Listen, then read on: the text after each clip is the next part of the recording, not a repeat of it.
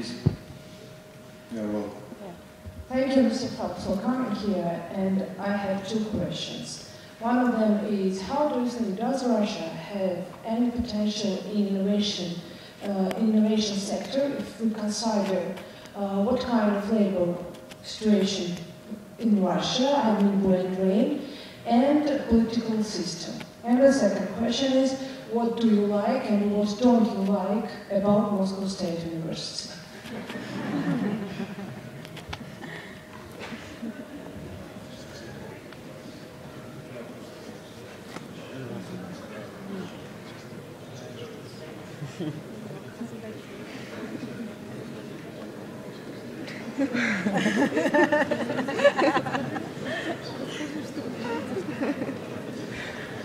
Excuse us, please, because, you know, I was reading a question in a writing form which arrived here, but the professor has not understood or heard your first question. Please repeat it. Okay, I will repeat. My first question is, how do you think, does Russia have... Microphone, please. Thank you. My first question is, how do you think, does Russia have potential in innovation sector if we consider brain drain and political situation in Russia? Is it clear? I mean corruption and moving to a authoritarian system.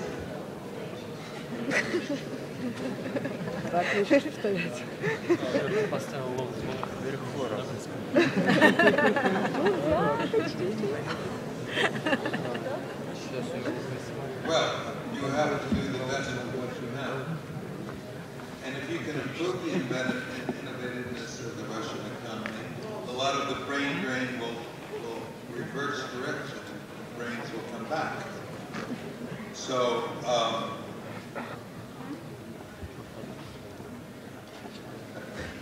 you like it better on the right side? It won't change anything, but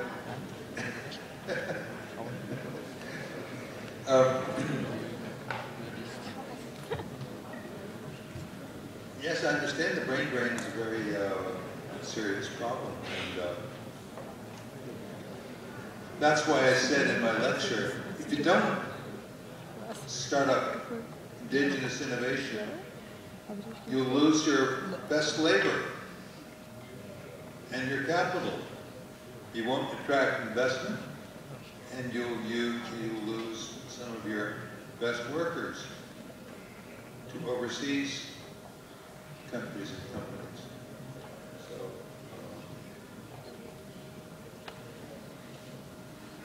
now I have here a couple of written questions.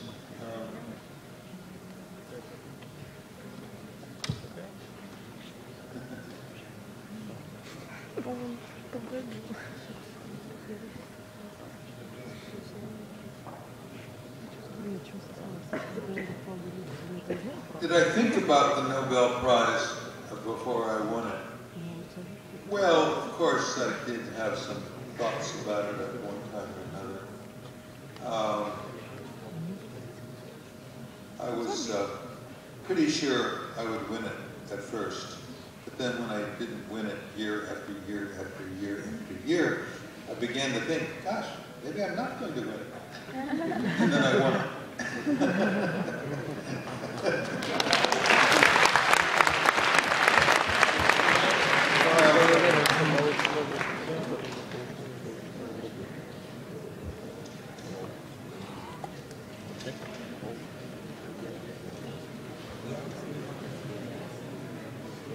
Russian society is too conservative.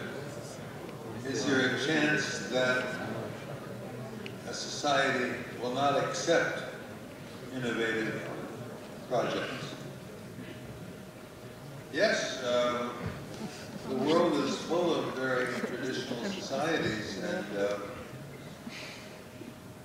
they are not hospitable places for innovative kinds of people to work in. So very often, like Marconi, they go somewhere else. And that's a big problem.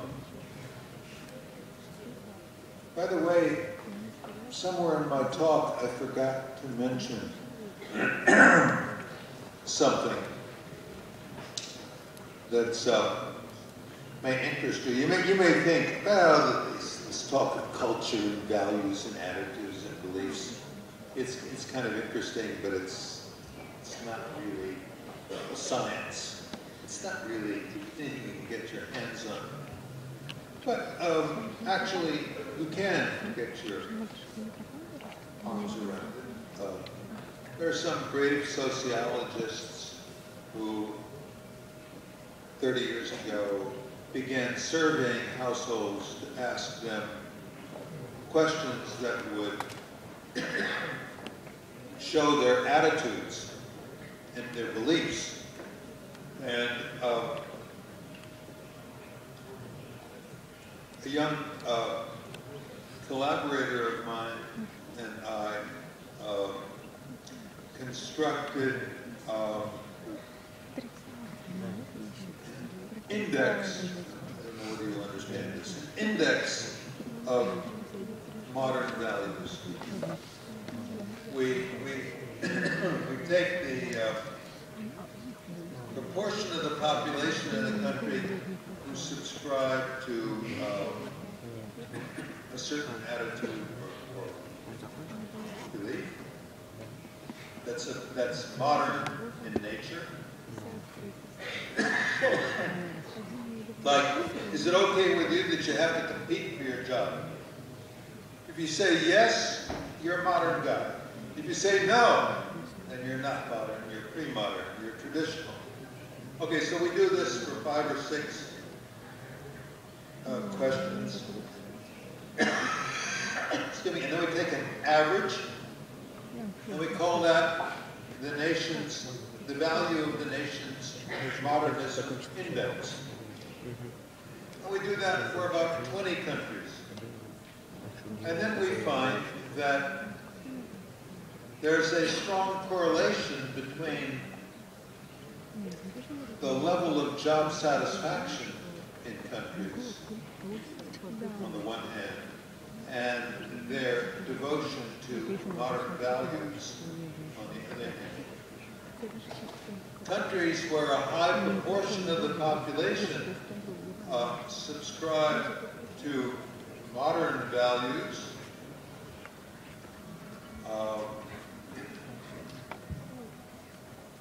tend to be countries with high satisfaction from their work. And they also tend to have high employment. Modern values is good for everything. It might even be good for your health.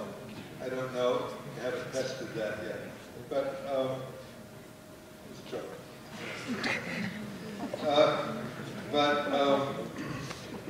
And then we did it, and then we said, well, maybe that's misleading. What about, maybe traditional values are good too. Maybe it's good to want not to move more than 1 kilometer away from your mother and father. Maybe that's good. Maybe that creates children with a lot of confidence, having benefited from a lot of solidarity, family solidarity. I didn't have any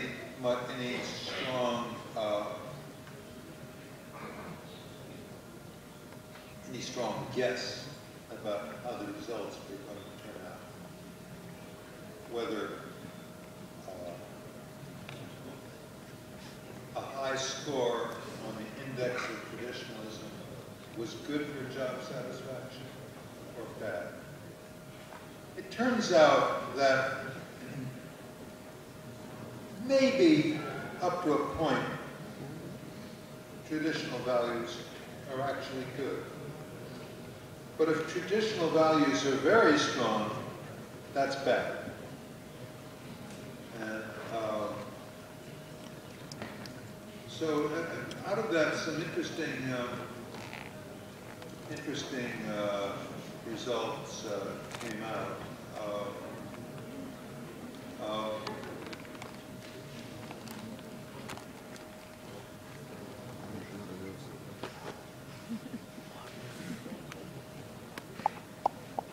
Italy and Spain and some of those southern European countries are low in modern values and most of them high in traditional values.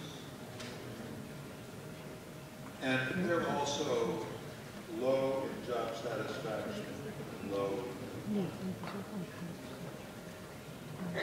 Now it gets a little complicated. Italy's a complicated case. Italy is actually does well on modern values, but it also has very strong traditional values too. So I